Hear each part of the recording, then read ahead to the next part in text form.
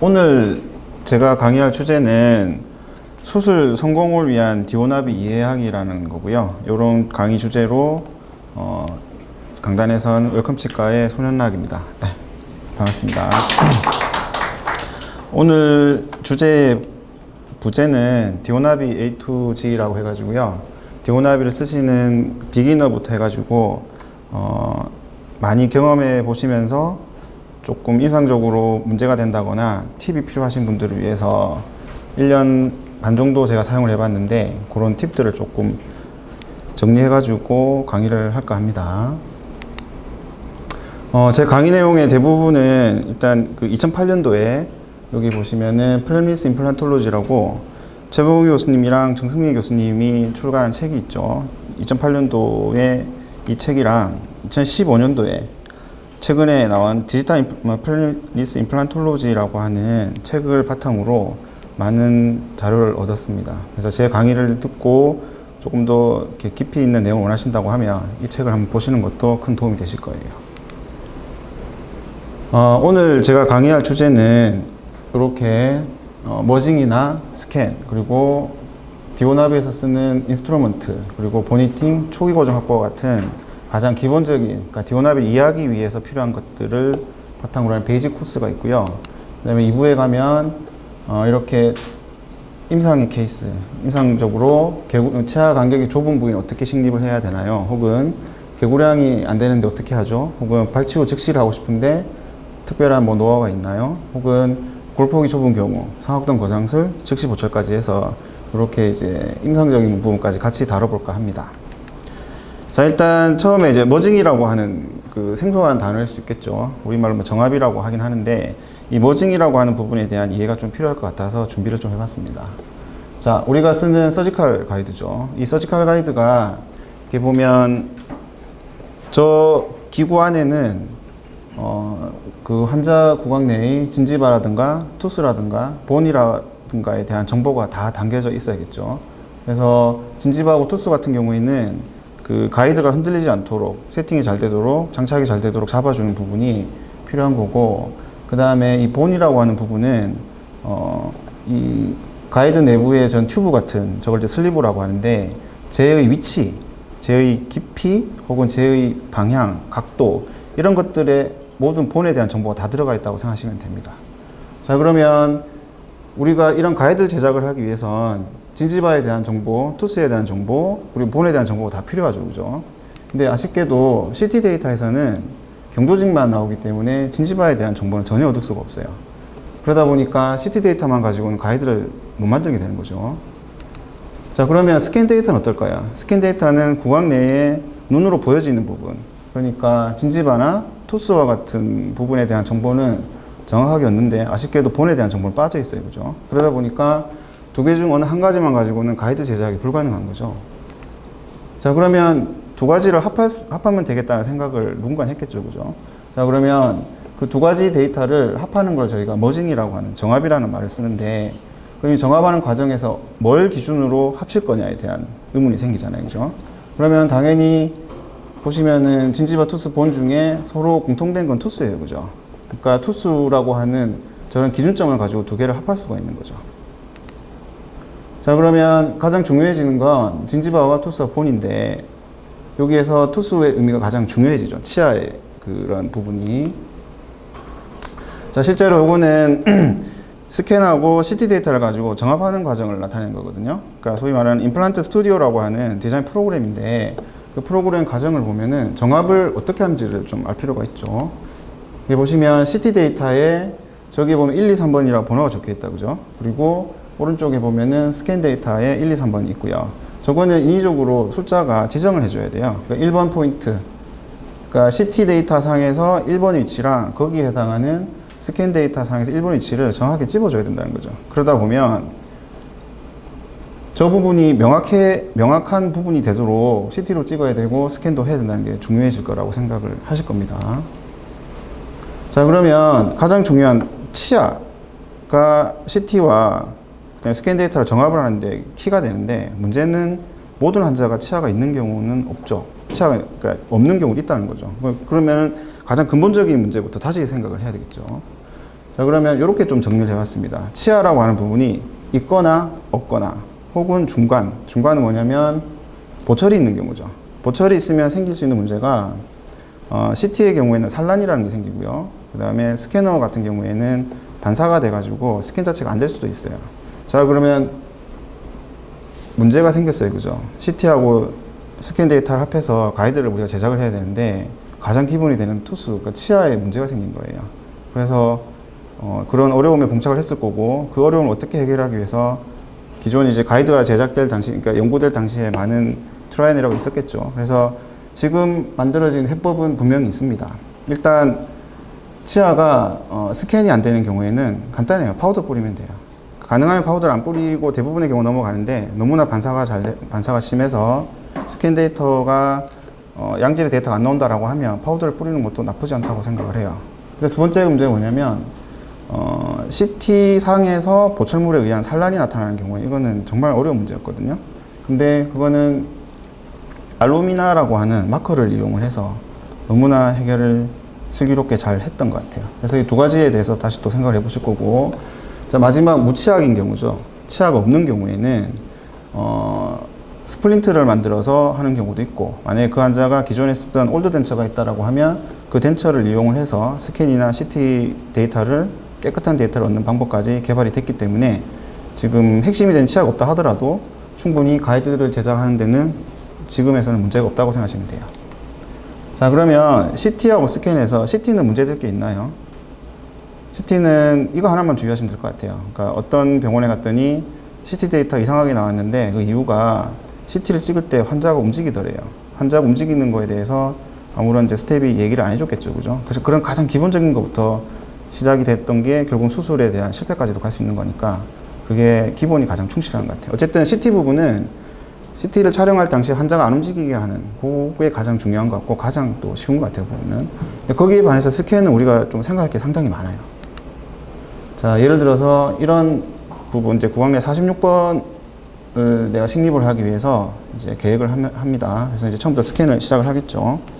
자, 그럼 스캔이라고 하는 거는 어떤 과정을 거쳐서 만들어지는지 한번 제가 이런 스키매틱한 그림으로 한번 표현을 해봤습니다. 자, 아래쪽에 보이는 그림은 뭐 잇몸이 될 수도 있고 치아가 될 수도 있어요. 왼쪽에 보면 아래쪽에 뭐 빨간 네모나 동그라미, 세모, 별 이런 것들은 그 부위의 어떤 특별한 특징이라고 생각하시면 돼요. 자, 그러면 이 부위에 이제 구강 스캐너가 위치를 합니다. 여기서 구강 스캐너 ON을 하면 빛이 비춰지겠죠, 그죠? 그러면 어쨌든 스캔이라고 하는 게 동영상으로도 볼 수 있고 사진으로도 볼 수 있는데 일단 이해하기 쉽게 사진으로 생각해 봅시다. 저 부분을 찍으면 이런 사진이 찍힐 거예요, 순간. 그러면 저 위치를 1번이라고 합시다. 시작점을 1번이라고 하고 그러면 토탈 이미지, 스캔을 내가 쭉 진행을 했을 때 어떤 이미지가 합해질 거잖아요. 그 합해지는 장소의 토탈 이미지에 1번이라는 이름으로 저장이 될 거예요, 그죠? 자, 그러고 나면 순간적으로 저희가 2번 위치로 가겠죠. 그 2번 위치로 가면은 2번 위치에 해당하는 사진을 이렇게 찍힐 거라고요, 그죠? 그러면 그 그림은 토탈 이미지에 가서 2번 위치에서 같이 저장이 되겠죠. 자, 그러면 순간적으로 1, 2번은 합해지는 과정을 거쳐야 되죠, 그죠? 그러면 그 소프트웨어가 얘를 어떻게 합치냐면은 1번과 2번에서 공통된 부분을 찾아내요. 이 그림, 도형 두 개가 되겠다, 그죠? 그 도형 두 개를 찾아가지고 순간적으로 이렇게 합하는 거예요. 그러면 사진 두 장이 마치 한 장처럼, 긴 한 장처럼 이렇게 찍히겠죠, 그죠? 이게 스캔의 원리라고 생각하시면 돼요. 기존의 어떤 사진에 다른 사진이 붙으려고 하면 기존에 있던 사진과 새로 내가 찍은 사진에 반드시 공통점이 있어야 돼요. 그게 없으면 스캔이 이렇게 오류가 나죠. 그래서 스캔이 잘 되다가 안 되는 이유는 그런 이유 때문이거든요. 그러니까 이런 과정을 잘 이해하시면은 스캔을 어떻게 해야 되는지가 판단이 되실 거예요. 자, 그럼 이런 것들이 합해져서 내가 원하는 구강 내에 잇몸이 혹은 치아가 이런 형태로 따라와 주겠죠. 잘 이해되시죠? 예. 자, 그러면 실제로 이제 환자 구강내를 스캔을 한다고 해봅시다. 제가 목표로 하는 거는 46번이에요. 근데 스캔을 어느 방향으로 할까 한번 생각을 해볼까요? 자, 예를 들어서 30번대부터 합시다. 이런 식으로. 30번대 와서 전치부 돌아서 다시 40번대로. 자, 이렇게 해서 스캔을 합니다. 물론 이제 스캔을 잘 하려고 하면 이제 스텝 입장에서 보면 러닝 커브도 그려야 되고 어쨌든 이런 양질의 데이터가 나왔다고 했을 때 한 가지 우리가 짚고 넘어가야 되는 건 이 스캔 데이터를 제가 실제 구강내 사진이랑 한번 합해 봤어요. 약간 기준점이 30번대, 37번부터 찍었죠, 그죠? 그래서 저 거길 기준으로 이렇게 두면 이게 약간 좀 안 맞는 것 같다, 그죠? 요거는 제가 사진을 조금 과장해서 표현하긴 한 건데, 이제 이게 최병호 교수님이 쓴 책에 보면 전학 스캔을 했을 때 37번 기준으로 봤을 때 47번의 위치에서 보면 실제 구강 내의 그 치아 위치랑 비교해 보면 그림에 나와 있듯이 후방 디스탈 쪽으로 0.61mm, 그리고 바칼 쪽으로 0.51mm, 그리고 이렇게 교환면 쪽으로 0.49mm 오차가 있다고 합니다. 자, 그 이유가 뭐냐면 아까 스캔이라고 하는 데이터를 얻는 과정을 제가 그림을 이렇게 보여드렸잖아요. 그럼 얘가 쭉 직선으로 가면 그 오차가 오류가 날 확률이 적은데 어느 순간 이 커브를 틀게 되면은 약간 오차가 지금은 기술적으로 생기는 것 같아요. 그게 3번 위치죠, 그죠? 커나인 커브라고 부르는데 이거를 많이 돌아갈수록 오차는 더 커지는 것 같아요. 그래서 전학 스캔을 하면 커브를 어쩔 수 없이 2번을 돌아야 되잖아요. 그런 것들이 오차가 누적이 돼서 아까 봤던 그런 정도 0.5mm나 0.6mm 정도의 차이가 나는 것 같아요. 자, 그러면 우리가 이제 생각을 해봐야겠죠. 커브는 가능하면 안 돌면 좋을 것 같고, 그리고 스캔이라고 하는 데이터가 이렇게 만들어질 때, 최 교수님 말로는 벽돌을 한 장 한 장 쌓아서 63빌딩을 짓는다라고 생각을 하면 된다고 하시더라고요. 아주 좋은 그 예인 것 같은데요. 중요한 거는 시작점을 어디다 두느냐예요. 내가 목표로 하는 수술 부위는 46번이면은 당연히 46번 부위부터 스캔을 하는 게 맞아요. 그러니까 아까 내가 30번 때부터 할까, 40번 때부터 할까에 대한 대답은 너무 명확해요. 내가 하고 싶은 부위, 수술하고 싶은 부위부터 스캔을 해야 되고, 자, 이런 방향으로 하는 거다, 그죠? 그리고 굳이 전학을 할 필요가 없다는 거죠. 전학을 해봤자 결국은 커나인 커브를 돌아가면서 전부 오차만 커질 뿐이니까 만약에 이런 싱글 케이스라고 하면 굳이 넘어갈 필요 없이 40번대에서 마무리를 하는 것도 방법이라고 생각을 하시면 됩니다. 자, 그러면 이제 하나의 문제가 될 수 있는데 이런 디스탈 엔드 케이스 있죠, 그죠? 뭐 동시에 6번, 7번이 없는 이런 부분, 내가 이 부분에다가 임플란트를 식립을 할 계획을 세웠는데 과연 스캔을 어디서부터 할 건가? 아까 좀 전에 제가 말씀드린 대로 의하면 수술 부위 46번, 7번, 26번, 7번이니까 7번부터 6번으로 쭉 돌아오면 되겠죠. 이렇게 되면 제일 좋아요. 스캔이 되면, 만약에. 근데 이렇게 되면 스캔이 안 될 수도 있어요. 왜 그러냐면 치아는 각각의 특징이 너무 명확하죠. 그래서 스캐너 입장에서 보면은 치아의 각 특징을 잡아내기 되게 쉬워요. 색깔도 다르고 모양도 다르고 경조직이 움직이지도 않고 하니까. 근데 잇몸은 아니라는 거죠. 이게 연조직이다 보니까 색깔도 비슷하고 형태도 다 두루뭉실하니까 얘가 그 공통점을 잡아내기가 되게 어려운 거예요. 경우에 따라선. 만약에 안 된다고 하면 어떻게 해야 될까요? 그때는 약간 편법을 쓰면 됩니다. 5번에서 시작을 해서 일단은 경조직인 치아에서부터 스타트를 잡고 뒤로 갔다가 다시 앞으로 오면 돼요. 그런 방법을 하면 조금 더 정확한 스캔 데이터를 얻을 수 있고 그게 수술의 성공 확률도 더 높일 수 있겠다고 생각하시면 될 것 같아요. 자, 그 다음에 이제 마커 부착에 대한 얘기인데요. 마커를 부착하지 않았을 때 어떤 일이 일어나는지 한번 볼게요. 자, 이 환자는 전치부, 상악 전치부에 4개의 임플란트 식립을 계획을 했고요. 지금 각각에 보면 14번하고 뭐 24, 5, 6번에 지르코니아 크라운 보철이 되어 있어요. 요 상태에서 CT를 그냥 찍으면 혹시 어떻게 되는지 아시나요? 이렇게 나옵니다.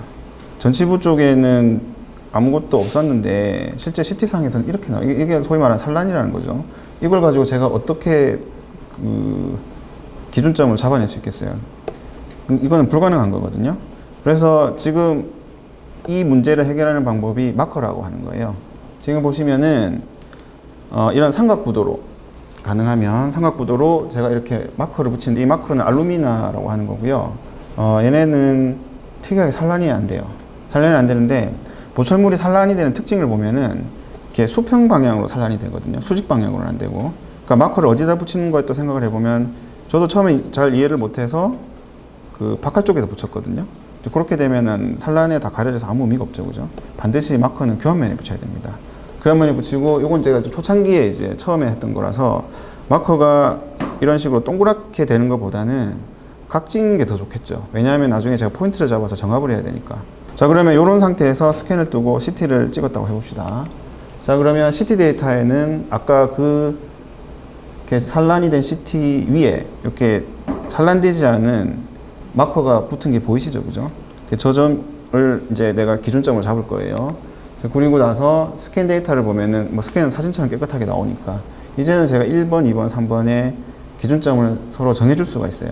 그러니까 위에 사진처럼 저렇게 정합이 되는 거죠. 저걸 바탕으로 이렇게 4번, 2번, 2번, 3번에 임플란트를 디자인을 합니다. 그리고 뭐 교환면에서 본 모습이고 이렇게 가이드가 제작이 됐죠. 또 이것도 이전에 했던 가이드라서 색깔도 좀 다르긴 한데, 자 여기 보시면은 26번 자리에 보면은 가이드에 볼록한 게 있다, 그죠? 요게 우리가 달았던 마커죠, 그죠? 그러니까 마커 위치를 어떻게 할 건지도 생각을 해봐야 되는 게, 마커를 붙이고 그 이후에 가이드의 모양이 마커 때문에 저렇게 블룩 솟아올 수 있어요. 저거는 좀 인지를 하시고 내가 어디에 붙일 건가에 대한 생각을 해보시는 게 좋을 것 같아요. 자, 그리고 나서 뭐 수술은 잘 된 것 같아요. 자, 그러면 이분 케이스도 봅시다. 여기에 보면 15, 6, 7이 골드 크라운으로 되어 있거든요. 15, 6, 7 골드 크라운으로 되어 있는데 CT에 보면은 골드 크라운 산란 때문에 저쪽에서 내가 정합을 할 수 없어요. 내가 하고 싶은 부위는 14번 발치 후 바로 식립을 하는 게 내 목표인데, 그러려고 하면 10번대의 스캔 데이터와 CT 데이터 정합이 잘 돼야 되는데 포인트를 못 잡죠, 저렇게 되면. 그래서 이런 경우에는 당연히 마커를 찍어야 돼요. 마커를 이제 붙여야 되죠, 그죠? 지금 보시면 이 마커는 각이 져 있다, 그죠?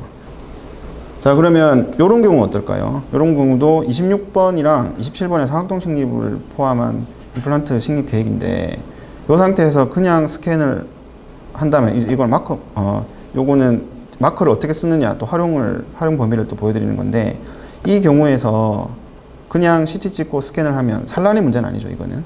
그러니까 마커라고 하는 게 산란을 피하기 위한 방법일 수도 있지만, 실제 구강 내에 없는 경조직을 내가 인위적으로 만들어준다는 의미도 있다고 생각을 하시는 게 좋을 것 같아요.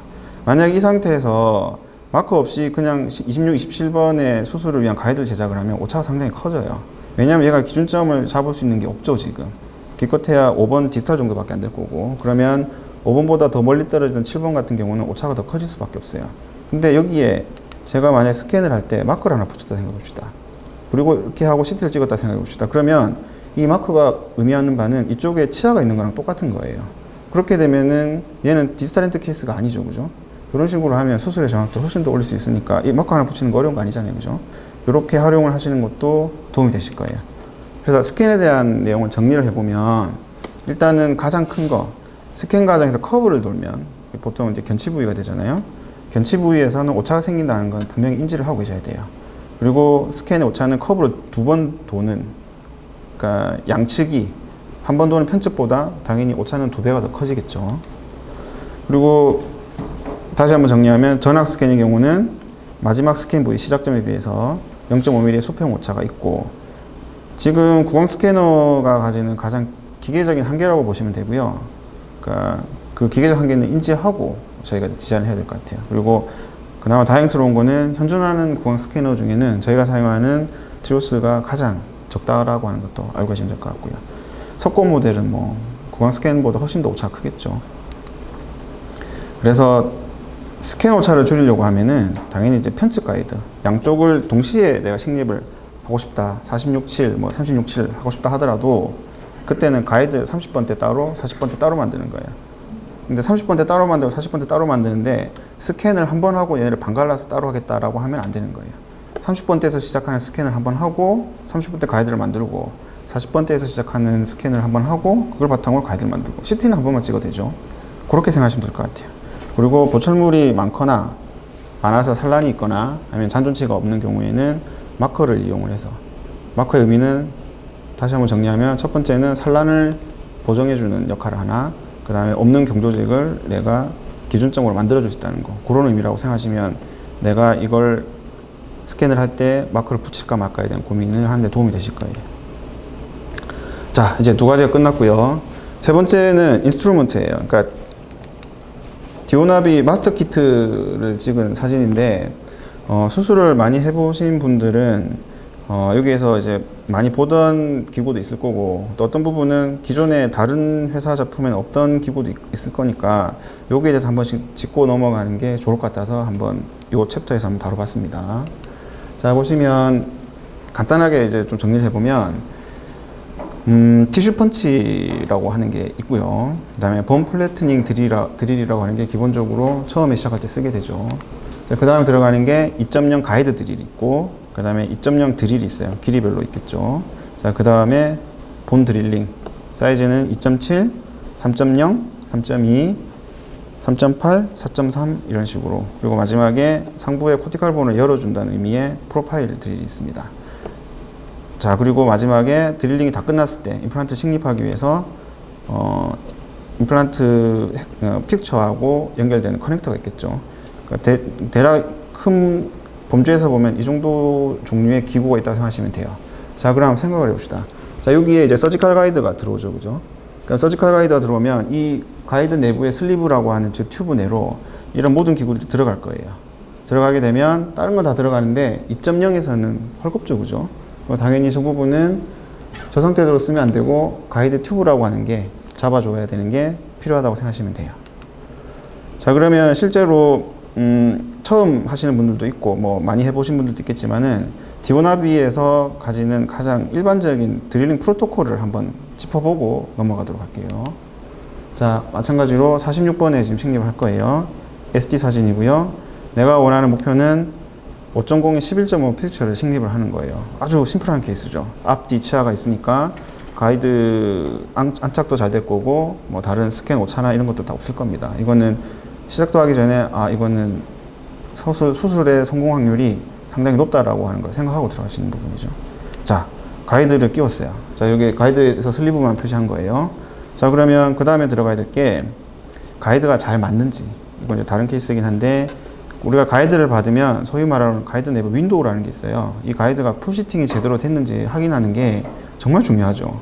이런 스캔 오차까지 생각하면서 정말 가이드를 잘 만들었는데 실제로 내가 구강에 제대로 안 끼우고 하면은 그 수술은 뭐 말할 것도 없이 실패니까 당연히 끝까지 잘 맞는지 확인을 할 필요가 있어요. 경우에 따라서는 이 상태에서 CT를 먼저 찍어보는 경우도 있겠죠. 크리티컬한 케이스, 수술 성공 확률을 정말 높여야 될 때요. 케이스 자체 어려운 경우에는 이 상태에서 CT를 찍어서 확인하는 것도 아주 좋은 방법이긴 해요. 자, 그럼 CT 이렇게 가이드가 장착이 잘 됐다는 게 확인이 되면 자, 그 다음에 들어가는 게 아시듯이 연조직에 이렇게 오프닝을 해야 되니까 티슈 펀치가 들어갔다 빠질 겁니다. 자, 그럼 여기에서 티슈 펀치의 의미는 제거될 연조직 마진을 깨끗하게 하는 거거든요. 그래서 이전에 이제 저도 이 부분을 이해를 못했을 때는 티슈 펀치가 하는 일은 그 연조직의 동그라미, 그러니까 뚫어서 깨끗하게 제거를 해야 된다 생각을 했어요. 근데 얘를 이렇게 해보면 잘 안 떨어지거든요. 그러면 다시 가이드를 빼요. 가이드를 빼가지고 이걸 뭐 핀셋이나 이런 익스플로러 가지고 그걸 끄집어내는 거예요. 그걸 해야지 잘하는 거라고 생각을 했어요. 근데 사실 그렇지 않다는 거죠. 가이드를 뺄 필요는 전혀 없고요. 연조직도 다 제거할 필요가 없어요. 왜냐하면 이제 그 연조직이 남아있다 하더라도 그 이후에 들어오는 여러 가지 드릴들 있죠. 본 플래팅 드릴이나 이런 것들이 다 제거가 되니까 굳이 그거를 뺄 필요는 없을 것 같고 티슈 펀치 역할은 첫 줄에 있는 것처럼 연조직의 마진만 깨끗하게 해주는 거라고 생각을 하시면 돼요. 자, 그러고 나면 본 플래트닝 드릴이라고 하는 게 들어와요. 자, 여기 와서 상부의 본을 평탄하게 만들고 빠지죠, 그죠? 나중에 얘기하겠지만 이 부분이 상당히 중요하거든요. 본 플래트닝이라고 하는 거는 사실은 다른 임플란트 시스템에서는 잘 없는 기구이기 때문에 처음 쓰시는 분들이 이 과정을 생략을 한다거나 이 기구를 잘 안 쓰게 돼요. 그러고 나면 그 후속적으로 벌어지는 일들이 있거든요. 그거에 대한 얘기는 이따가 다시 말씀드릴 거고, 그래서 본 플래트닝 드릴로 상부를 평탄하게 한 다음에 그 다음에는 2.0을 써야 되니까 2.0 쓰기 위해서는 가이드 튜브가 들어가야 되고요. 가이드 튜브를 통해서 가이드 튜브 내면을 보면 이렇게 돼 있겠죠. 그래서 2.0 이니셜 드릴, 렌스 드릴을 이렇게 빵 뚫어줍니다. 상부의 치밀고를 뚫어주는 거죠. 이제 이 부분 같은 경우에 RPM을 어떻게 잡을 거냐? 저 같은 경우는 고속으로 합니다. 상부 치밀골은 고속으로 하고 경우에 따라서는 저속으로 하기도 하는데 대신 고속으로 할 때는 짧은 시간 동안 드릴을 하고 빨리 빠져줘야 되거든요. 그리고 드릴링 전후에 바로 주술을 잘 해줘야 되고요. 그리고 2.0의 상부의 본이 뚫리면 내가 신고자 하는 픽처의 길이에 해당하는 만큼 드릴을 정해서 2.0 드릴을 길이를 적당히 11.5까지 드릴링을 합니다. 2.0까지는 저는 구속을 쓴다고 했죠. 자, 그리고 빠지고요. 그 다음에 튜브가 이제 빠지겠죠, 그죠? 자, 그 다음에 보면 프로토콜에 보면 2.7 드릴이 들어와야 되거든요. 가장 노멀하게 생각하면 2.7이 들어와서 같은 길이만큼 이제는 폭을 넓히는 거라고 생각하시면 되겠죠. 2.7, 3.0, 3.2, 3.8, 4.3까지. 자, 그리고 빼면 본 내부에 이런 구멍이 있을 거잖아요. 그죠? 드릴 패스의 구멍이. 자, 그러고 나면 커넥터에 픽처를 체결을 하고요. 머신이나 혹은 손을 이용을 해서 식립을 합니다. 자, 식립을 할 때 잘 아시듯이 이제부터는 높이가 중요해지는 거니까 높이에 대한 부분은 레이저 마킹 선이랑 슬리브의 상단이랑 맞추는 걸 오프셋이 9인치, 10.5인치에 또 따라서 다르죠. 그죠? 그거에 맞도록 해서 임플란트를 식립을 하고, 지금 같은 케이스는 오프셋이 9니까 기본이 되는 레이저 마킹 하방선이랑 슬리브의 높이랑 맞췄습니다. 자, 그리고 나서 뺄 거고요. 그죠? 자, 그럼 가이드를 빼고 나면 실제로 수술은 이렇게 됐어요. 상부에 들어간 건 디지털 어부트먼트라고 하는 거고요. 수술은 계획대로 아까 말씀드렸던 것처럼 뭐 군더더기 없이 그냥 워낙 쉬운 케이스였기 때문에 잘 됐던 것 같아요. 자, 그럼 이 과정에 대해서 제너럴하게는 이런 프로토콜을 가지고 드릴링이 진행이 되는데, 대부분 그러니까 그 과정에서 저희가 주의하고 이해해야 될 게 있어요. 그걸 하기 위해서는 우리가 쓰는 기구의 스펙을 반드시 알아야 돼요. 자, 그래서 우리가 아까 지금 그 가이드 튜브나 가이드 슬리브를 통해서 이렇게 들어가고 나오고 했던 기구들의 스펙을 한번 봅시다. 그러니까 당연히 어쩔 수 없이 공차라는 걸 줘야 돼요. 그래서 슬리브 내부는 더 넓게 파야 되고 기구는 조금 더 좁게 들어가야 되는 거죠. 그러다 보니까 여기 보시면 계산해 보시면 되잖아요. 본 플래티닝 드릴 같은 경우는 슬리브하고 본 플래티닝 사이에는 0.26이라는 공차가 생겨요. 보통의 드릴링은 0.11의 오차가 있고요. 그 다음에 커넥터가 0.08이에요. 여기서 중요한 거는 커넥터가 가장 크리티컬하다는 거죠. 자, 그리고 2.0의 드릴은 튜브랑 같이 들어가기 때문에 튜브와 슬리브 내부의 공차하고 그 다음에 튜브와 2.0 드릴의 공차가 합해지는 거예요. 그죠? 그래서 0.07이라고 하는 오차를 가지고 있어요. 이 공차가 어떤 의미가 있는지 한번 생각해 봅시다. 자, 만약에 치밀골이 코티칼 본이 이렇게 기울어져 있다고 생각해 볼게요. 자, 그러면 실제로 내부에서 어떤 일이 일어나고 있는지 생각해 볼게요. 자, 이런 식이에요. 가이드도 들어갔고 가이드 튜브도 끼웠어요. 이 상태에서 제가 들어가는 드릴링 패스는 제가 생각하고 있는 건 이 부분이죠. 그죠? 이렇게 평행하게 내가 원하는 이대로 들어가면 좋겠다라고 생각을 하고 드릴링을 합니다. 자, 2.0이 들어가요. 자, 그럼 과연 이렇게 될까? 자, 여기에서 얘가 이제 연조직을 뚫을 때는 아무런 저항을 안 받다가 치밀골에 들어가서 커다란 저항감을 받기 시작을 할 겁니다. 근데 그 저항감이 좌우측이 다르죠. 그죠? 그런 상태에서 내가 힘으로 누르게 되면 이 부분이 틀어진다는 거죠. 틀어질 수 있는 이유는 아까 말씀드렸던 공차 때문이죠. 그죠? 자, 그 상태에서 들어가면 이렇게 삐뚤하게 들어가죠. 그죠? 그러면 자, 여기를 확대해 볼게요. 내가 원래 들어가려고 했던 패스는 이쪽이었는데 얘가 그 상부 치밀골이 기울어져 있어서 틀어지는 0.07 공차 때문에 이렇게 틀어지는 거예요. 얘가 패스가 이렇게 생기고 나면 그 이후에 들어가는 모든 드릴의 패스는 내가 원하는 대로 들어간 게 아니라 2.0 드릴이 잘못 뚫어놓은 저 잘못된 방향으로 다 들어가게 돼 있거든요. 자, 그러면 이런 부분을 방지하기 위해서 어떻게 해야 되느냐? 많은 연구를 했겠죠. 그죠? 그래서 이 본 플래티닝 드릴이라는 게 필요한 겁니다. 자, 본 플래티닝 드릴이 작용하는 방식은 이 부분에서 큰 직경을 가지는 본 플래티닝 드릴을 그대로 밀어 넣는다고 생각해 봅시다. 얘는 굳이 정확하게 할 필요는 없어요. 그래서 오프셋만큼 이렇게 밀어 넣고 드릴링을 하면 상부의 치밀골이 다 깨질 겁니다. 자, 깨지고 나면 내부는 이렇게 돼 있겠죠. 그죠? 그러면 아까와 그 경사졌던 치밀골이랑은 다르게 평평한 구조로 되어 있을 거예요. 그 상황에서 우리가 가이드 튜브를 끼우고 2.0 드릴을 넣고 드릴링을 한다 생각해 봅시다. 좌우의 그 저항감이 다르지 않기 때문에 이런 경우에는 우리가 원했던 대로 잘 들어갈 수 있겠다. 그죠? 그래서 본 플래티닝이 그 가지는 의미를 반드시 명확하게 이 그림을 통해서 인지를 하셔야지 이런 과정이 생략되면 절대 정확하게 내가 수술 확률을 높일 수가 없어요. 잘 이해되시죠? 자, 다음에 슬리브 컨택에 대한 부분인데요. 자, 이런 과정을 한번 생각해 봅시다. 2.0에 11.5가 드릴링이 끝나고요. 그 다음 드릴이 2.7이 들어갑니다. 11.5를 넣는다고 했을 때, 자, 요 경우가 여기서 그냥 밀어 넣으면 나는 이렇게 될 거라고 생각을 하고 하지만 사실은 이 부분에서 아예 길을 잡아주는 거는 아무것도 없어요. 내가 이 드릴이 들어가는 길을 가이드해 주는 건 아무것도 없다는 거죠. 술자가 어떻게 힘을 주느냐에 따라서 앞 혹은 뒤로 기울어질 수 있다는 거고, 실제로는 이렇게 갈 수 있어요. 이 상황에서 내가 힘을 주면 아무런 저항감 없이 그냥 들어갈 수 있습니다. 그리고 결국은 슬리브에 그때 가서 컨택이 된다 하더라도 아까 말씀드렸던 그런 공차 때문에 저기도 패스가 틀어지면서 들어갈 수밖에 없겠죠. 그럼 이쪽 공까지 잘 뚫어놨는데도 불구하고 그 이후에 패스도 틀어질 가능성이 분명히 있다는 거예요. 자, 저런 걸 막으려고 하면 반드시 필요한 게 2.7 같은 경우에는 내가 원하는 게 11.5라 하더라도 바로 들어가는 게 아니고 2.7의 5를 가지고 들어가는 거예요. 2.7의 5는 드릴이 본에 닿기 전에 슬리브에 컨택이 생겨요. 그러면 내가 의도적으로 이렇게 힘을 주지 않는 이상은 그 슬리브 컨택을 따라서 들어가겠죠. 너무 당연하다, 그죠? 자, 그렇게 해서 해주면, 그리고 뺍니다. 내가 원하는 만큼 11.5는 안 들어갔지만 상부에 원하는 직경만큼은 본을 넓혀놨어요.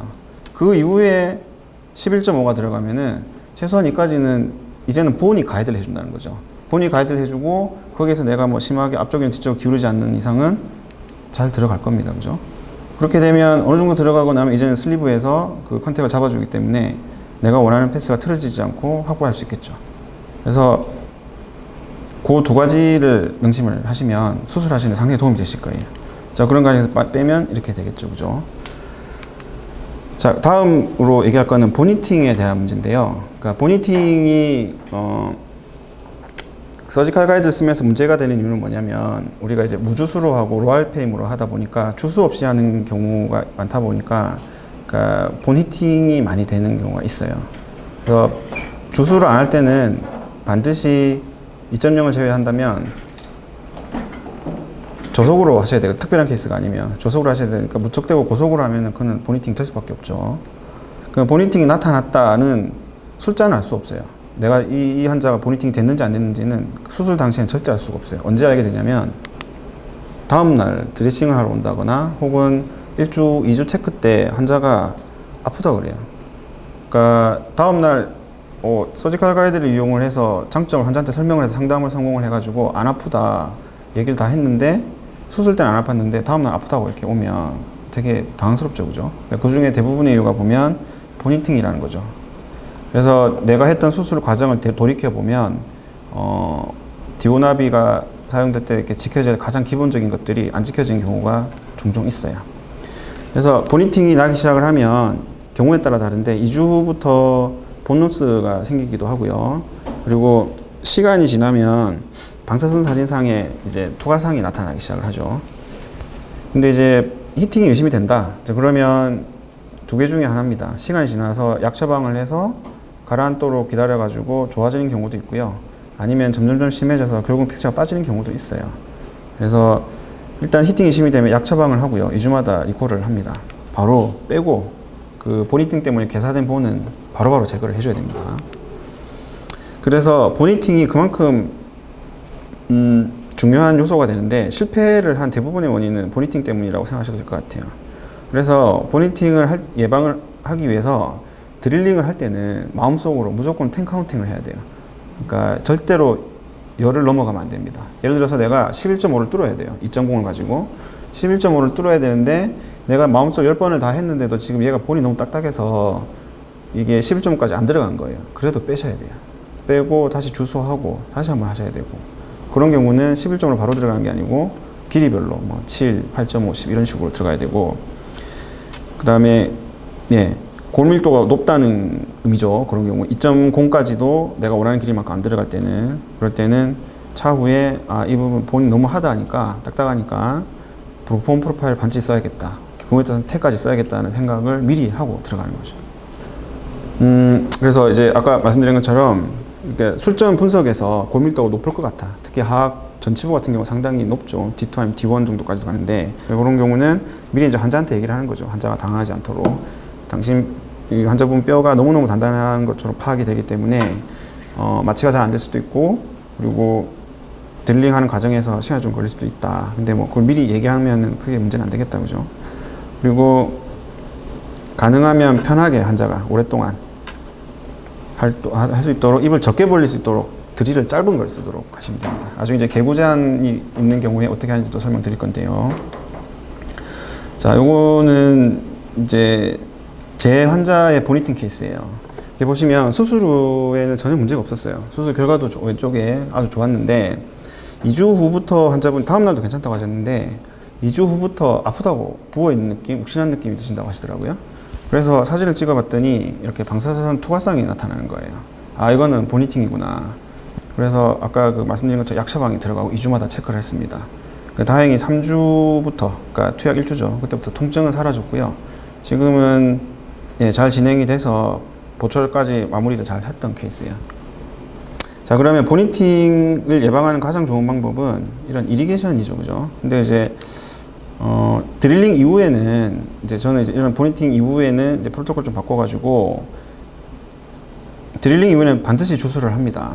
보통 이제 디오나비를 쓰면서 환자한테 이야기하거나 우리가 술자한테 얘기할 때 가장 큰 장점 중에 하나가 주술을 안 한다. 무주술하고 하는 걸 가장 강점으로 내세우고 있는데 그건 드릴링 시에 드릴링을 하면서 동시에 물이 안 들어간다라는 의미로 봐야 될 것 같아요. 그 외에 드릴링 전이나 그 이후에는 반드시 주술을 오히려 더 해야 될 것 같아요.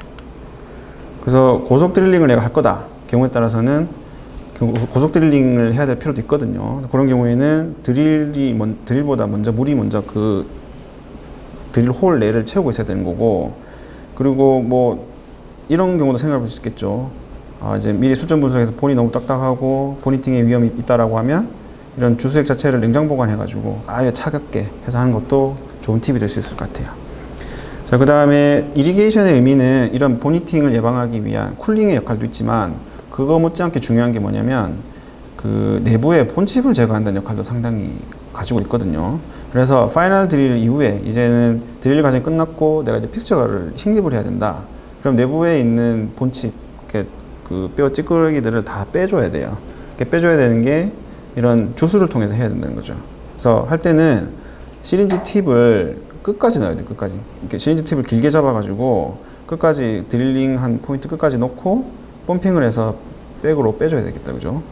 그래서 만약에 이게 제거가 안 된다고 하면 이 부분은 나중에 오스테오클라스트에 의해서 다 제거가 돼야 되니까 그만큼 회복 과정이 더디겠죠. 그죠?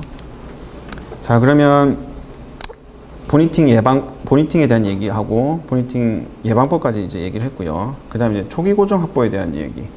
자, 서지컬 가이드를 이용을 해서 이렇게 하면 가장 큰 문제가 내가 초기 고정을 어떻게 잡을 건가에 대한, 소위 뭐 35에서 50 정도는 잡는 게 좋다라고 하는데 그거를 내가 잡기 위해서는 드릴링 프로시저나 프로토콜을 어떻게 내가 조정을 해야 되는지에 대한 이해가 안 되어 있으면 서지컬 가이드를 했는데 초기 고정이 너무 안 나왔다거나 혹은 가이드를 이용을 했는데 드릴링은 다 했는데 나중에 픽스처가 막 1, 2mm 남겨놓고 안 들어가는 경우도 있거든요.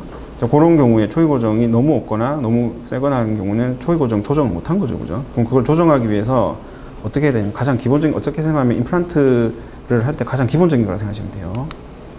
자, 예를 들어 봅시다. 5.0의 13.0을 자, 예를 들어서 설명을 할 건데요. 자, 우리가 이제 소위 말하는 본 덴시티는 D1, D2, D3, D4로 나누는데 일단 가장 쉽다는 D2부터 한번 해볼게요. D2 케이스에서 보면 코티칼 본이 이 정도 두께로 된다고 생각하시면 될 것 같고요. 치밀골 아래쪽에 이런 캔슬러스 본 쪽에서는 한 이 정도가 잡아주게 될 거예요. 자, 그러면 5.0이니까 우리가 4.3 드릴링을 4.3, 13 드릴링을 하면 드릴 크기만큼의 홀이 뼈 내부에 생기겠다, 그죠? 저는 그 홀 내부로 본칩을 다 제거하고 임플란트 픽처가 들어갈 거니까 지금 보면 드릴 뒤쪽으로 보이는 임플란트의 피치가 보이시죠? 저 부분으로 임플란트가 끼이는 거죠, 그죠? 저 끼이면서 초기 고정을 잡는다라고 생각을 하시면 돼요, 그죠? 그리고 구조를 보면 드릴 자체는 길이가 일정하게 직경 일정하게 4.3으로 이렇게 내려오죠, 그죠? 근데 우리가 쓰는 DO UF2의 구조는 안 그렇다, 그죠? 테이퍼가 되어 있기 때문에 이 부분의 경우에는 고정값을 주로 위에서 받아요. 그래서 상부 파트에서 고정값을 받거든요. 그래서 우리가 정드릴링을 다 하고 픽스처를 이렇게 심어보면 전혀 저항감 없이 너무너무 잘 들어가요. 이러다가 초기 고정 안 나오는 거 아니야? 라는 생각이 들 만큼. 그러다가 한 2mm 남겨놓고 그때부터 빡빡해지기 시작하거든요. 그 이유가 어쩌면 당연한 거죠. 임플란트 픽처의 디자인 자체가 그렇게 되어 있어요. 상부에서 지름이 더 커진 형태로 되어 있기 때문에 어퍼 파트에서 고정이 되는 거죠. 근데 만약에 D2로 하더라도 치밀골의 두께가 더 두꺼울 수 있거나 밀도가 더 높을 수도 있어요. 그래서 2mm 정도 되고 빡빡해서 이제 막 넣는데 어느 순간 가면 더 안 들어가는 거예요. 그래서 소위 말하는 오버토크가 걸리는 거죠. 그러니까 여기에서 이제 경험이 없으신 분들은 억지로 집어넣는 거예요. 소위 말하는 과토크, 무한토크 뭐 이렇게 해서 60, 70 넘어가도록 그냥 막 억지로 집어넣는 거예요. 그리고 수술 잘했다고 생각하는데 나중에 보면은 보험계사하고 페일이 오거든요. 그러면 또 오해를 하시죠. DO 뭐 이렇게 가이드를 써서 좋다고 했는데 왜 이런 일이 생기느냐. 근데 이제 이 과정을 모르셨던 거예요. 오버토크가 되면 당연히 빼야 됩니다. 드릴링을 더 하셔야 돼요. 자, 이런 경우에 필요한 게 뭐냐면 본 프로파일링이거든요. 본 프로파일링을 오프셋만큼 넣었다 해볼게요. 자, 그러면 어때요? 아까 그림이랑 다시 비교해 볼게요. 4.3 드릴만 했을 때의 어퍼파트의 그 임플란트 피치가 보여지는 그림이랑 본 프로파일이 들어갔을 때 보여지는 그림이 다르죠, 그죠? 자, 그러면 상부에서 열어준 거예요.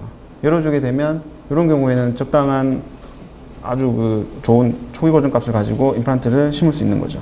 그러니까 D2본 같은 경우라고 하면 사실 그게 D2인지 어떻게 알겠어요, 그죠? 근데 이제 해보고 과토크가 걸릴 것 같다 혹은 무한토크가 걸린다라고 하면 이런 식으로 본 프로파일링을 쓰는 것도 생각을 해보시고 그걸 억지로 넣는다라고 생각하시면 안 됩니다. 자, 그럼 케이스 2인데요.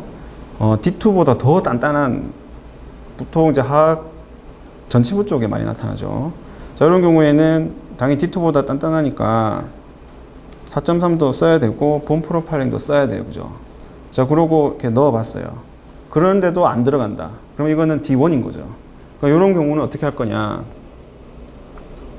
일단은 탭을 치는 거죠. 5.0 탭을 쳐가지고 탭을 보면 탭은 아예 픽스처가 들어가는 길을 다 열어주는 거예요. 그러니까 치밀골이 워낙 단단하니까 이 픽스처의 피치가 이걸 짓이기면서 들어갈 수 있는 구조가 아니라는 거죠. 그래서 아예 그 부분을 열어주겠다는 거거든요. 그래서 이런 식으로 들어가면 상부에서 잡아주는 본은 거의 없어요. 왜냐하면 탭이 거의 다 치고 갔죠, 그죠? 그렇게 잡아주는 경우가 하나 있고요. 자, 그 다음에 두 번째 방법이 탭을 선호하시는 분은 이 방법을 쓰셔도 되고요. 저는 탭보다는 두 번째 방법을 씁니다. 그러니까 아까 썼던 본 프로파일링을 이 상태에서 자, 더 밀어 넣어요. 자, 밀어 넣게 되면 본 프로파일링 자체가 이렇게 테이프한 타입이라서 아까보다 훨씬 더 열렸죠, 그죠? 이렇게 해서 식립을 하시는 게 더 좋을 것 같아요. 그래서 43번에 이제 제가 했던 케이스인데 이런 식으로 링구알 쪽에 보면 치밀골이 상당히 두껍죠, 그죠? 저건 이제 미리 예상을 하고 들어가는 겁니다. 이거는 치밀골이 두껍기 때문에 드릴링 자체도 힘들 거고 나중에 픽처 들어갈 때 분명히 저항감이 클 거다. 그렇게 해서 아까 말한 본 프로파일 오버 탭스로 더 밀어 넣어 가지고 그때 이제 적당한 그 값으로 해서 초기 고정 얻었던 것 같아요. 자, 그 다음에 이제 D3 같은 경우죠. 보통 상악에서 잘 나타나는 D3 같은 경우에 자, 목표가 5.3에 13mm입니다. 그러면 4.3이 정드릴링이죠. 4.3을 하면 자, 치밀골에서 잡아준 건 거의 없어요. 자, 요런 경우에 그냥 하면 초기 고정 확보 실패예요. 그죠? 요 부분은 4.3까지 2.7에서부터 4.3까지 가는 과정에서 느낄 수가 있어요. 드릴링을 할 때 저항감이 전혀 없어요.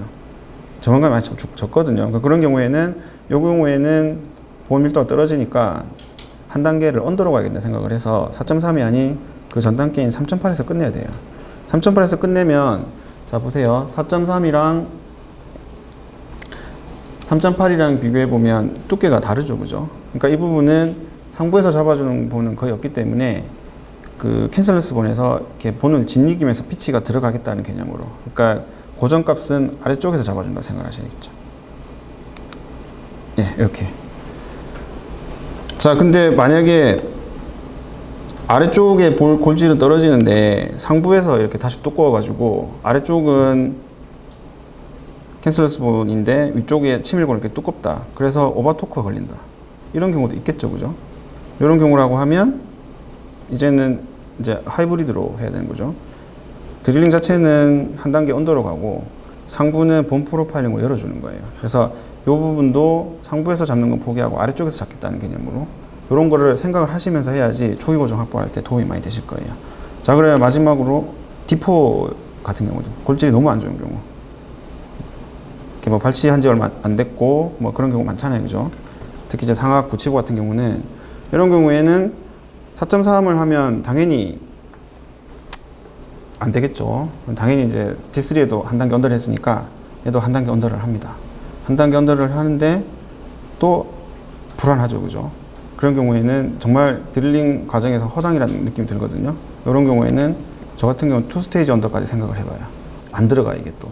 이렇게 되면 또 고민을 해야 돼. 그럼 그 상태에서 내가 한 단계 언더로 가려고 하면은 그래서 고정력이 안 잡히면 어떻게 되나 고민도 들잖아요, 그죠? 그런 경우 해볼 수 있는 거는 3.2, 13 드릴링 두 단계 언더를 했잖아요, 그죠? 그 상태에서 한 단계 언더를 가는데 한 단계 언더를 13을 다 하는 게 아니라 한 길이를 빼줘요. 이해되시죠? 그러니까 얘는 한 원스테이지 언더 드릴링도 하고 동시에 랭스 언더 드릴링도 하는 거죠. 그렇게 되면 에이펙스 쪽에서 고정을 좀 잡아줄 수 있겠다, 그죠? 그러니까 이런 거를 잘 이용을 해서 아래쪽에서 이렇게 고정을 잡는 거죠. 자, 이렇게 했던 케이스가 이 환자 케이스인데요. 구강내 사진이고요. 파노라마고 26.7번이 지금 많이 안 좋죠, 그죠? 당일 발치하고 임플란트 식리 계획을 세웠고요. 그리고 발치하고 얼마 안 있다가 보니까 이제 연조직 힐링 될 때까지만 기다렸고, 그리고 바로 뭐 26번을 식립을 했는데 이때 썼던 방법이라고 이런 방법을 썼어요. 두 단계 언더하고 길이도 언더로 해가지고 그렇게 해서 적당하게 잘 좋은 초기 고정 값을 얻었던 것 같아요. 자, 그러면 이제 이니셜 토크 확보를 실패하는 경우도 있겠죠. 너무 이렇게 이런 걸 다 감안을 해서 했는데 이게 나중에 실제로 픽처 들어가려고 하니까 이게 본에서 전혀 잡아줄 수 없어서 모빌리티가 되게 심하고 이런 경우, 혹은 초기 고정값이 10N 이하로 나오고 하면 고민이 되잖아요, 그죠? 자, 예를 들어서 5.0에 10.0 픽처를 신기 위해서 4.3에 10.0 드릴링을 했습니다. 근데 토크가 10N 이하다. 자, 이런 상황에 충분히 이런 상황 맞닥뜨릴 수 있거든요. 이런 경우라면 처음부터 3.8까지만 하고 말았어야 되는데 그걸 이제 캐치를 못하고 3.3까지 진행이 된 케이스예요. 자, 이런 경우라고 하면 해결 방법은 크게 두 가지가 있는데요. 하나는 픽처를 큰 걸 쓰는 거예요. 5.5를 쓰는 거니까 일종의 한 단계 언더 드릴링이죠, 그죠? 근데 이제 문제는 뭐냐면 얘를 쓰게 되면 아까 제가 말씀드릴 때 슬리브 직경이 5.3이랬다, 그죠? 그럼 얘는 직경이 5.5죠. 그러면 얘는 슬리브에 안 들어가요. 그러니까 이 방법을 쓰려고 하면 가이드를 빼야 돼요. 가이드를 빼고 5.5를 넣어야 되는데 이 경우에 5.5를 넣을 때 내가 패스를 의도적으로 잘 잡아주지 않으면 드릴링 패스는 정말 좋은데 픽처가 잘못 들어갈 수도 있거든요. 그래서 이런 경우에는 옆에 있는 그 치아들의 장축을 잘 보고 임플란트 커넥터의 높이를, 그러니까 위치를 평행한 걸 잘 보고 이렇게 넣어야지 끝까지 원하는 결과를 얻을 수가 있어요. 자, 그다음 두 번째 쓸 수 있는 건 뭐냐면 5.0에 11.5를 쓰는 거예요. 그러니까 길이를 더 하는 건데 이 경우는 당연히 뭐 해부학적으로 문제가 되는 게 없어야겠죠, 그죠? 그러니까 신경하고의 거리가 충분히 떨어져 있을 때 보통 이제 5.0에 11.5를 쓴다라고 하면 지금 드릴이 전부 다 10mm 길이로 돼 있잖아요. 이 상황에서 5.0 11.5를 한다고 하면 절대 안 들어가죠, 그죠? 아래쪽에서 막혀가지고 헛돌다가 그냥 초기 고정 완전히 없어진 거거든요. 지금 이제 이 부분 더 들어가서 아래쪽에서 지금 임플란트 픽처의 에이펙스 쪽에서 고정값을 잡겠다는 의미이기 때문에 저 부분은 드릴링이 더 필요하겠다, 그죠? 자, 그래서 이런 경우에는 한 단계 언더, 직경은 언더, 길이는 11.5, 3.8에 11.5로 드릴링을 해줘요. 그리고 나서 픽처가 들어가면 하방에서 잡아주겠다, 그죠? 근데 상당히 좀 조심해서 쓰셔야 되는 방법이고, 이 경우에는 중요한 게 제가 이제 이렇게 했다 하면 실패한 케이스가 있거든요. 이게 어떤 문제가 있냐면 이러고 나서 5.0 11.5를 넣었는데 초기 고정값이 나온 거예요. 그래서 나는 고정이 잘 됐다라고 생각을 했는데 이게 알고 봤더니 이렇게 본칩이 제거가 완전히 안 된 상태에서 픽처를 밀어 넣으니까 그게 초기 고정값으로 오해를 한 거죠. 그래서 중간중간에 본칩이 완전히 제거가 되고 나서, 그래서 그 경우에는 그 환자분은 한 1개월 정도 있다가 이렇게 보니까 본칩이 다 흡수가 되니까 얘가 이렇게 모빌리티가 생기면서 결국 뺐거든요. 그래서 그런 부분도 상당히 좀 조심을 하셔야 될 것 같아요. 자, 그러면 지금까지 기본적으로 디오납에 쓰는 그 기구라든가 각각의 어떤 부분을 우리가 이렇게 하나하나 짚고 넘어가야 될 점 다 봤으니까 실제로 수술하는 걸 한번 보도록 할게요. 자, 54세 남자 환자분이고요. 구강내 사진이고 목표로 하는 부분은 15번 임플란트 식립이에요. 그래서 파노라마 사진이고요. 이 부분에서 제가 분석을 합니다. 뭐 크게 문제될 건 없어 보여요. 골질도 나빠 보이진 않고 한 T3 정도. 자, 이렇게 디자인을 하고요. 자, 이제 수술 과정을 볼게요. 자, 이게 수술 과정에 찍은 동영상인데요. 지금 이제 가이드를 장착을 했죠. 자, 그 다음에 티슈 펀치가 들어가요.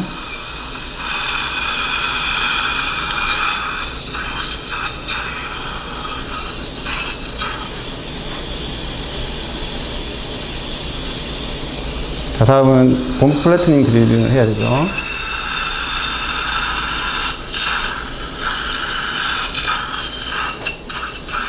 들어가세요.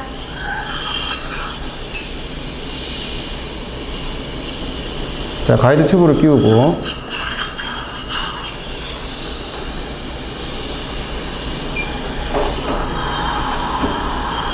자, 가이드 드릴을 하고요. 자, 이때 이제 마음속으로 10 카운팅을 해야 됩니다.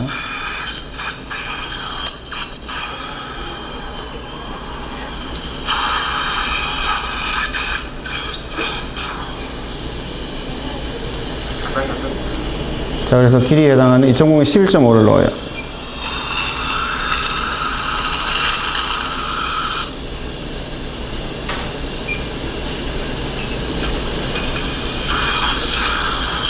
다시 튜브를 제거하고요. 다음은 2.7이 들어가는데, 자, 보세요. 2.7이 11.5를 바로 넣었더니 슬리브 컨택이 안 되는 거예요. 그래서 다시 빼가지고 2.7에 5를 넣었어요. 자, 그럼 슬리브 컨택이 되면서 가이드 되면서 드릴링 된 게 보이시죠?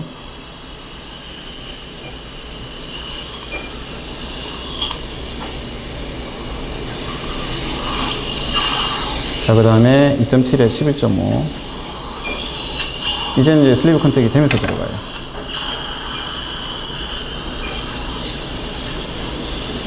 자, 중간중간 이렇게 주소하는 거 확인하시고요.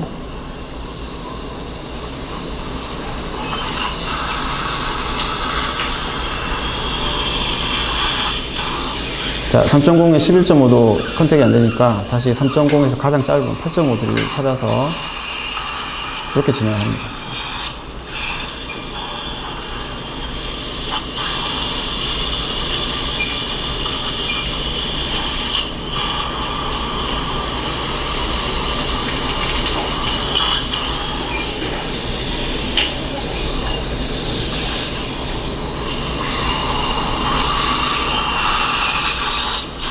(3.0에) 11.5를 하고요.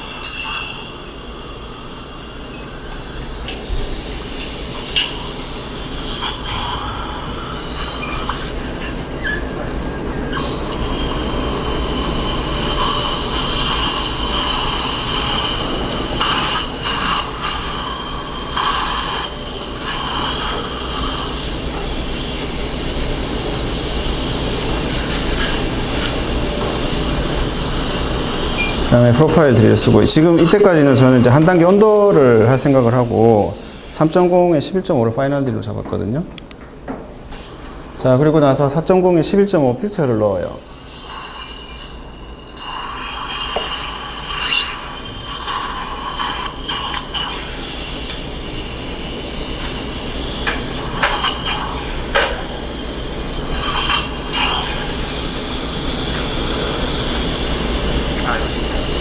자, 4.5, 11.5를 넣었는데 저항감이 되게 컸어요. 그러니까 얘가 차고 못 들어가는 거예요. 그러니까 내가 생각했던 한 단계 온도가 잘못됐다고 인지를 바로 해야겠죠. 잘 안 들어가는 헛도는 게 보이시죠? 그죠?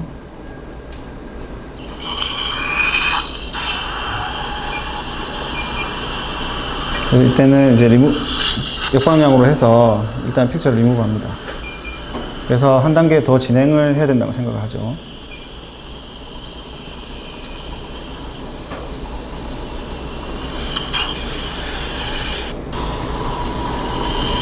그래서 한 단계 위에 3.2. 여기도 이제 슬리브 컨택을 위해서 8.5 드릴을. 그러니까 이전에 이제 가이드를 처음 썼을 때 잘 모를 때는 무조건 뭐 이렇게 10 이런 식으로 11.5 이렇게 썼으니까 컨택 없이 그냥 드릴링을 했을 때 패스가 많이 틀어졌었겠다, 그죠? 그러니까 수술의 정확도가 알게 모르게 많이 떨어졌을 거예요.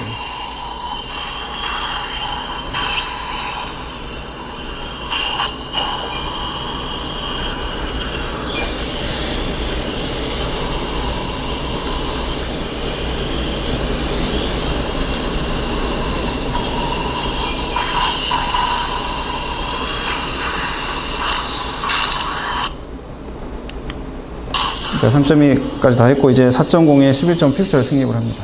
자, 아까랑 비교해 볼게요. 차고 들어가는 게 보이죠?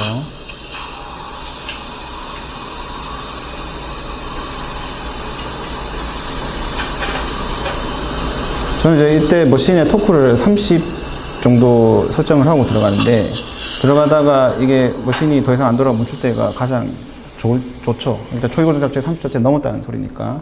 그 외에는 이제 라쳇을 이용을 해서 이렇게 적당하게 그 레이저 마킹 선이랑 슬리브 상단이랑 높이를 맞춥니다. 이제 많이 하시다 보면 옵저베이션 단계에서도 이 숫자가 라쳇을 당기는 걸 보면 초기 고정이 얼마나 정도 나오는지 보실 수가 있어요. 숫자가 너무 이렇게 힘들게 하는 거 아니면 너무 쉽게 하는 게 파악이 되거든요. 자, 그 다음에 커넥터 리무버를 하는데 이게 아주 재밌는 케이스인데 잘 안 빠지는 거예요.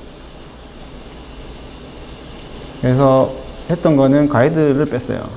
가이드를 뺐는데 웬만하면 빠지거든요. 그런데도 안 빠지는 거예요. 그래서 지금 하는 건 뭐냐면 나중에 설명을 할 건데 라쳇을 다시 연결해 가지고 역방향으로 회전을 해요. 살짝.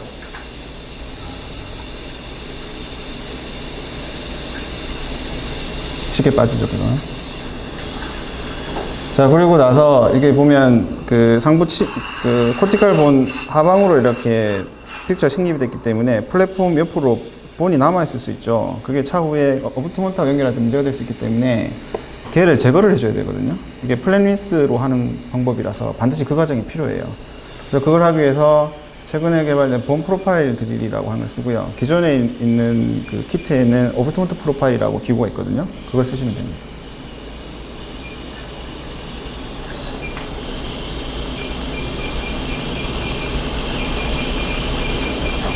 요거 지금 RPM 조정하는 거거든요. 800rpm으로 설정하고 상부에 플랫폼 주위에 본을 이렇게 열어주는 거예요.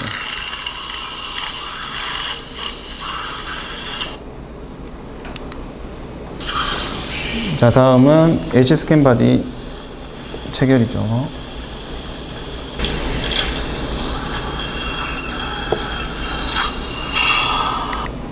자, 체결한 결과고요. 이게 뭐 수술 과정에서 크게 문제없이 잘 해결됐던 것 같고, 이게 SD 사진을 보면 이렇고요. 파노라마 상으로는 이렇게 됐어요. 자, 근데 이제 보통 저도 이전에 많은 질문을 했었고 최근에 다른 원장님들 질문을 많이 하는데 피스처를 다 심어 놓고 아까 저 같은 경우처럼 안 빠지는 경우죠. 이게 왜 안 빠지냐, 또 빼려면 어떻게 해야 되냐, 당연히 그런 질문을 하실 수 있어요. 그래서 제가 아주 기가 막힌 그림 하나 찾았는데요. 자, 이걸 한번 봅시다. 지금 이 부분에 보이는 기구는 세 가지가 보여요, 그죠? 하나가 커넥터죠, 그죠? 이게 커넥터 맞다, 그죠? 그리고 그 위에 보이는 게 가이드 슬리브예요, 그죠? 자, 그러면 세 가지 구성 요소죠. 끼이는 원인은 크게 두 가지입니다. 커넥터와 가이드 슬리브냐, 아니면 커넥터와 그 밑에 피스톤이겠죠. 자, 그러면 그 해결 방법은 가이드를 제거하시면 돼요. 그러니까 튜브를 슬리브를 빼내는 거잖아요, 그죠? 그래서 이런 경우에는 예를 들어 이제 이게 뭐 사실은 알 수 없죠. 커넥터하고 가이드 슬리브가 끼어 있는 건지 픽처가 끼어 있는지 알 수는 없어요. 근데 아까 제 동영상 보시면 아시겠지만은 그렇게 했는데도 안 빠졌다, 그죠? 근데 그러면 원인은 그게 아니었던 거죠. 원인은 커넥터하고 픽처 사이에 있었다는 거죠. 자, 그러면 커넥터 픽처가 끼이는 원인은 대표적 원인은 과도한 토크예요. 이거를 해결하려면 방법은 아까 했던 것처럼 커넥터를 역회전해 주는 거예요. 그러니까 이 상태에서 내가 라쳇을 놓고 역회전을 틀어주면은 픽스 자체는 본이 꽉 잡아주고 있죠. 근데 여기서 틀어버리니까 얘네들이 꽉 끼어있던 게 풀리는 거예요. 그러고 나서 다시 제 위치를 시켜야겠다, 그죠? 살짝. 안 그러면 내가 계획해놨던 그 어비트먼트하고 PR을 못 쓰게 되니까. 그 개념을 생각해 보시면 이거 그림 잘 이해되시죠, 그죠? 예. 자, 그래서 지금까지 베이직 코스, 베이직에 대한 이야기, 머징에 대한 한번 리마인드 해보면 머징에 대한 얘기했고, 그 다음에 스캔에 대한 얘기, 뭐 스캔 오차가 있으니까 편축으로 제작해서 두 개를 만들어 쓰자. 그 다음에 인스트루먼트, 각각의 스펙에 대해서, 각각의 기구가 가지는 거, 뭐 슬리브 컨택을 하기 위해서 길이별로 드릴링 한다는 거나, 아니면 본 플래팅을 반드시 써야 된다는 거. 그 다음에 보니팅은 주로 이제 어떨 때 나타나느냐, 그리고 보니팅을 예방하기 위해서 탱 카운팅을 해라, 주수를 해라, 이렇게 말씀드렸고, 초기 고정을 확보하기 위한 여러 가지 케이스별로 다 보여드렸다, 그죠? 그렇게 해서 가장 기본적인, 그러니까 디오납을 이해하기 위한 거예요, 그죠? 이게 이해가 돼야지 실제로 수술 잘 할 수 있을 거고, 이제 2부로 해가지고 실제로 임상에서 각각 이제 어려운 케이스들 있잖아요. 뭐 예를 들면 뭐 6번에 치아 간격이 좁은 부위라든가, 아니면 흔히 우리가 맞닥뜨리게 되는 개구량이 막 안 되는데 어떻게 억지로 넣어가지고 할 거냐.